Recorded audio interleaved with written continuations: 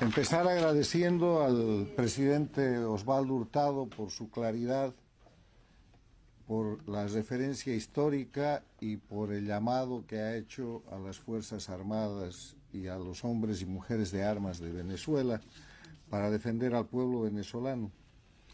Agradecer y felicitar al ex vicepresidente de Colombia, Francisco Santos, por su energía, por la claridad en su presentación, y a los expositores Guillermo Salas, Leandro Querido, Ricardo Israel, Beatriz Rangel, Norberto Espángaro y María Teresa Morín, que han cubierto aspectos diferentes que me permiten presentarles a ustedes las conclusiones del foro Venezuela lucha por la libertad de las Américas.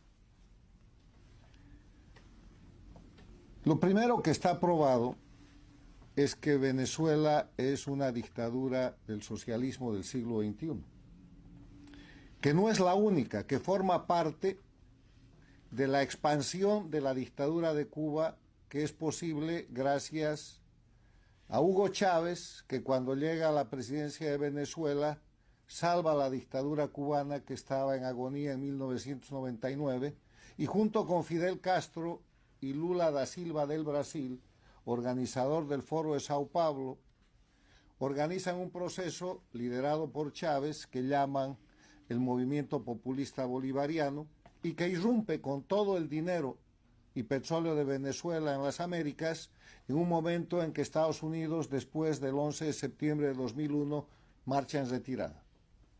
Y entonces controlan la región, controlan incluso la Organización de Estados Americanos por 10 años con la gestión insulsa, y establecen un sistema de gobiernos de dictadura y de gobiernos paradictatoriales. Las dictaduras hoy día son 4: Cuba, Venezuela, Bolivia y Nicaragua. Pasó por ahí el Ecuador con Correa. Pero hay también 4 gobiernos paradictatoriales que se definen como aquellos gobiernos democráticos, en países democráticos que le deben al sistema dictatorial del socialismo del siglo XXI haber llegado al poder, y que por lo tanto cuando están en el poder se ponen al servicio de esas dictaduras. Y es muy claro, si ustedes pueden observar desde el día 1 de gobierno de López Obrador en México, de Petro en Colombia, de Lula en el Brasil, no en este gobierno sino también en los anteriores, y de Boric en Chile, ponen toda su política exterior al servicio de las dictaduras y gran parte de su política interna y de su economía interna. Venezuela es una dictadura del socialismo del siglo XXI, castrochavismo, y es la principal del sistema de expansión cubano. Segundo tema. Estas dictaduras, para darse un aire de legitimidad internacional y mantener un engaño en el sistema, en una América que tiene Carta Democrática Interamericana, cuyo artículo primero manda que la democracia es un derecho de los pueblos de las Américas y que los gobiernos tienen la obligación de promoverla y defenderla. En ese escenario, para simular democracia, crean el concepto de dictadura electoralista, que se define como el conjunto de mecanismos para que el pueblo vote pero no elija. Para eso falsifican el registro electoral, establecen una oposición funcional que depende de la dictadura y que es una oposición de mentira que se corrompe junto con la dictadura, escoge quiénes van a ser los candidatos en la elección, inhabilita a unos, exilia a otros, asesina a otros, lleva adelante un proceso de información nacional e internacional con control de medios. Son elecciones con presos políticos, con tortura y con exilio político y con persecución. Controla las campañas electorales y finalmente cuando llega el día de la elección falsifica el resultado. Porque los órganos electorales y el sistema de justicia son sus títeres. La CNE, los jueces en Venezuela, en Bolivia, en Nicaragua, en Cuba son los empleados bajo riesgo de vida de lo que diga la dictadura. Dictadura electoralista. Tercer elemento. Nicolás Maduro es el representante principal del mecanismo de intervención y ocupación que sufre Venezuela desde hace años.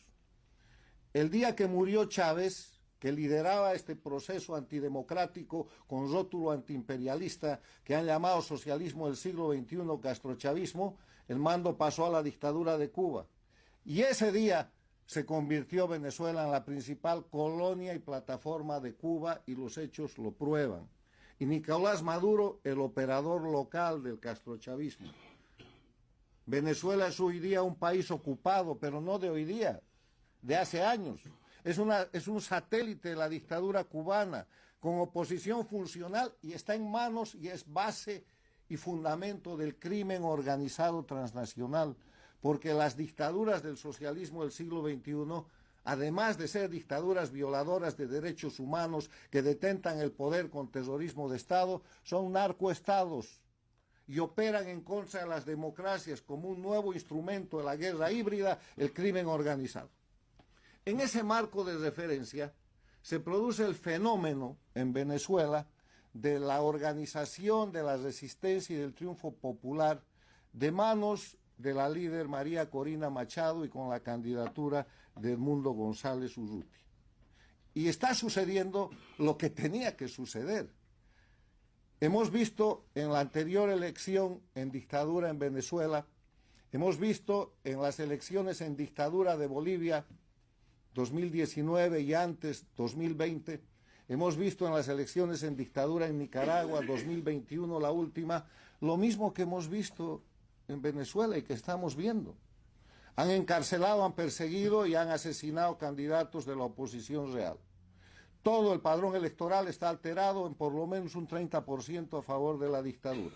Los jueces, los órganos electorales y el sistema de justicia son sus empleados. Han falsificado un resultado y han anunciado el mismo. ¿Cómo pueden ustedes creer que el año 2020 Luis Arce en Bolivia, con un repudio del 80% y una popularidad que no llegaba al 20%, gane en primera vuelta con el 56%? Con el aplauso de toda la oposición funcional y la bendición de la presidenta transitoria que estaba en el poder.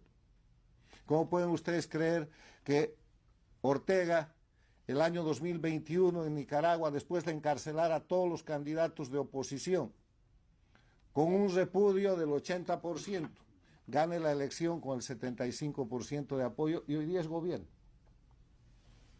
Entonces, ¿qué es lo que se está jugando? No está en duda el triunfo del pueblo venezolano, está absolutamente demostrado, inclusive técnicamente por el fabuloso control electoral que ha hecho la oposición con 600.000 venezolanos operativos y desplazados por todo el territorio.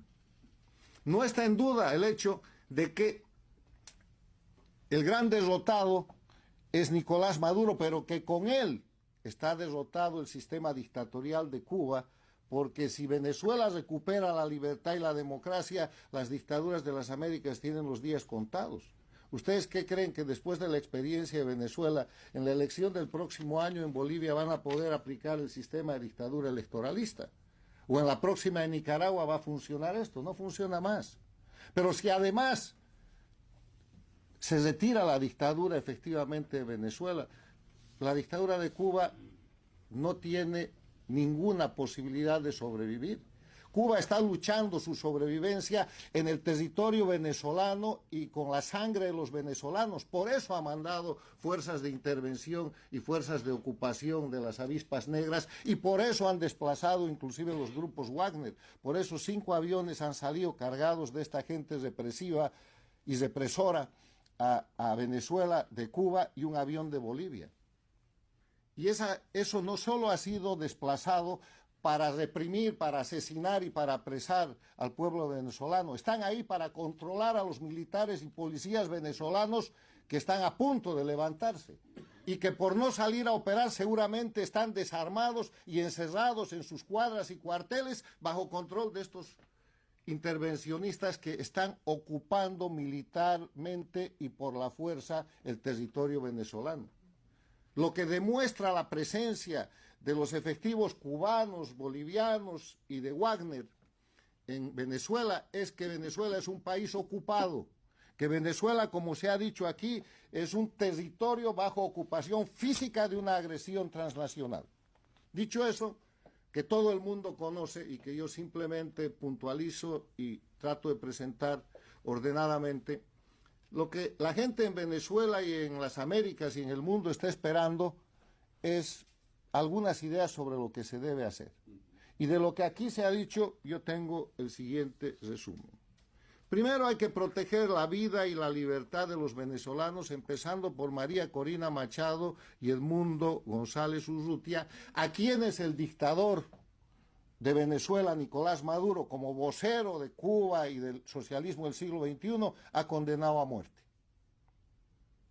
Ha ordenado la aprehensión no solamente de María Corina Machado y de González Urrutia, sino de lo que llama los comanditos, que han sido los 600.000 jóvenes hombres y mujeres de Venezuela que han hecho el control electoral, y para eso está utilizando el mecanismo de judicialización de la persecución a través de su títere, el fiscal general de Venezuela, que está acusando a las víctimas de los delitos que los propios miembros de la dictadura cometen.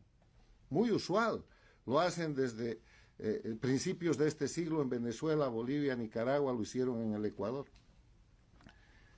Hay que proteger la vida y la libertad de los venezolanos, y la manera de proteger es denunciar. La manera de proteger es señalarle al mundo desde donde se pueda que hoy día se está cometiendo en Venezuela un genocidio por ocupación transnacional y que se tienen que poner en eficiencia y en operación los mecanismos del mundo civilizado para proteger esa situación. No hay una diferencia entre lo que pasó en Kosovo el siglo pasado o lo que pasó en la disolución de la ex Yugoslavia, sino en número y en grado o en el avance de la crisis a lo que está empezando a pasar y lo que está pasando hoy día en Venezuela. Segundo, internacionalmente es urgente que los países democráticos reconozcan a Edmundo González Urrutia como presidente electo. Ya lo ha hecho indirectamente Chile, directamente la Argentina, Uruguay, Paraguay, Perú, Ecuador, Panamá, Costa Rica, El Salvador y otros países, pero hay países que todavía no lo han hecho. Y eso es absolutamente importante porque eso pone en el grado de absoluta deslegitimidad al líder de los asesinatos y de los crímenes que se están cometiendo en Venezuela, que es el operador Nicolás Maduro. Reconocimiento internacional. Tercero, dejar claro que no hay abstención ni neutralidad posible en el tema de Venezuela, porque no hay abstención ni neutralidad frente al crimen. Esta no es una confrontación política, es un ataque criminal transnacional contra un pueblo desarmado. Y en ese sentido decirles a los gobernantes paradictatoriales, Lula del Brasil, Petro de Colombia, López Obrador de México y su sucesora, si se quiere, la señora Sheinbaum, si se quiere alinear en esa posición, que la abstención es una forma de apoyo al crimen, que es lo que han hecho la semana pasada en la OEA, y que nadie cree que ustedes están tratando de buscar una mediación para abrir una mesa de negociación. Lo que están haciendo es dándole tiempo al criminal Maduro y a la intervención cubana para seguir asesinando, para seguir matando y para tratar de eliminar la resistencia en Venezuela a través de la violencia. La dictadura necesita tiempo para neutralizar la resistencia popular y la movilización en Venezuela, y eso es lo que están buscando. O sea, son agentes del proceso de represión y del proceso de comisión de crímenes de lesa humanidad que se está realizando por la intervención transnacional en Venezuela. Finalmente, como Venezuela es un país bajo ocupación transnacional, bajo la comisión de hechos de crímenes flagrantes, crímenes de lesa humanidad, y está en avance un proceso de genocidio, se impone la aplicación de la Carta de las Naciones Unidas de acciones colectivas internacionales para este tipo de situaciones. Se impone en las Américas la aplicación del Tratado Interamericano de Asistencia Recíproca, para lo que solo se necesita votos. ambas situaciones dan lugar a la creación de una fuerza internacional, en el caso de la ONU, cascos azules, o en el caso del TIAR, un conjunto de Fuerza Armada Internacional para proteger al pueblo venezolano y para proteger lo que no es el resultado de una elección, la vida, los derechos humanos, la integridad de un pueblo que en este momento, bajo la complicidad de quienes están buscando negociación, está siendo objeto de masacre para que no siga reclamando y para que no haga efectivo el triunfo que ha logrado en las elecciones del pasado 28 de julio. Aplicar el Tribunal Penal Internacional, que está demasiado lento, pese al impulso que le ha querido dar el secretario general de la Organización de Estados Americanos, y aplicar en cada país democrático la Convención de Palermo contra el crimen organizado transnacional, individualizando a la gente. Amoroso ya debería estar enjuiciado. Tiene que estar enjuiciado Diosdado Cabello, tiene que estar procesado y perseguido Padrino López y toda su plana mayor que permite la intervención y el sometimiento de militares que hoy día están bajo control externo. Los militares patriotas de Venezuela, los policías patriotas de Venezuela, hoy día son prisioneros de guerra en su propio territorio, porque les han intervenido sus cuarteles y les han intervenido su posibilidad de defender a su pueblo a través de la Fuerza Armada de Intervención Transnacional que ha mandado Cuba y que tiene el sello Wagner. Los efectos para las Américas son definitivos. Venezuela lucha por la libertad de las Américas y si no la logra en esta ocasión, será simplemente un episodio más de un final inevitable de las dictaduras. La libertad va a llegar, pero los pueblos de las Américas y los gobiernos democráticos de las Américas y del mundo tienen que acelerar ese proceso para evitar que suba el costo en vidas, en tortura, en sufrimiento y en miseria que está hoy día soportando el pueblo venezolano.